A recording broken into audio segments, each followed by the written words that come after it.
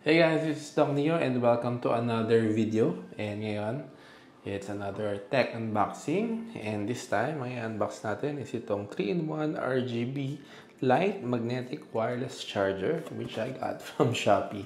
So, isa to sa mga dating-dati ko pang gusto magkaroon, yung parang desk charger wherein you can simultaneously charge your phone, your watch, and your AirPods. Pero, ang limiting factor sa akin is always the price. Kasi usually, ang mahal, nag-range to 7,000 to 9,000 yung original naman ganito. And of course, nagulat ako ng chinek ko sa Shopee. Marami na naman China version. So, naisip ko bakit subukan. Of course, isa ring fears natin is lagi pag nag-order tayo sa Shopee pag gadgets pa, hindi nag-work. So, saktong-sakto, I made the video kasi kapag may problema or may returns, kailangan dapat may video. So, tama-tama itong unboxing.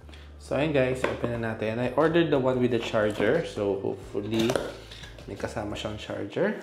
Buksan na natin. What's inside is... power supply. Power adapter. Ayan. So, ayun guys. May kasama naman. So, I'm not sure kung ilang watts to. Pero, mukhang high performance naman kasi USB-C. Meron din siyang USB-A.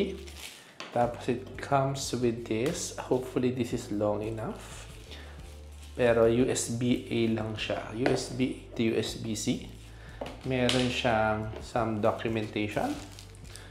And, that's it. Yun yung laman sa box. And, of course, the stand itself.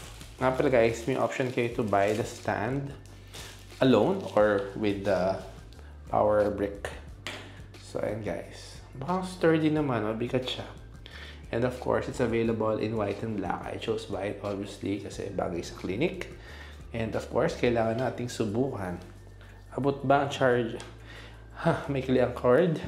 So for now, I think I can use... wait lang. Hanap tayo ng ng charger. Ng mahaba-haba na power cord. I'll be back guys. Ayan, for the meantime guys, kakamitin ko muna tong charger ng MacBook Pro. Pinili ko pala to kasi meron siyang very groovy LED lights which I hope works. So sinaksak na natin and it works!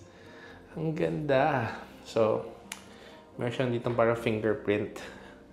Pero hindi siya fingerprint sensor definitely. I guess it's where we touch. We can then change the colors. So, blue, ganyan. May iba't iba siyang modes. Ayan, pero parang pinakagusto ko yung una, yung rainbow.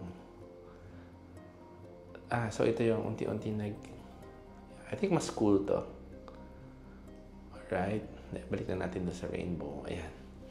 And then, we are going to try. Ayan.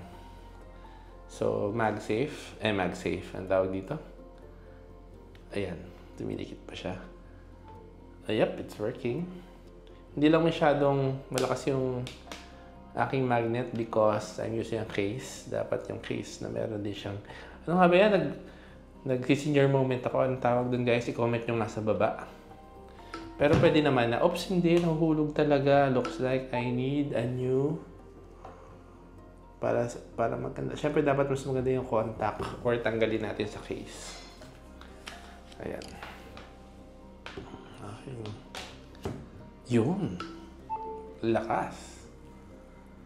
Ayan. So, mukhang legit naman siya kasi nagpapakita yung animation.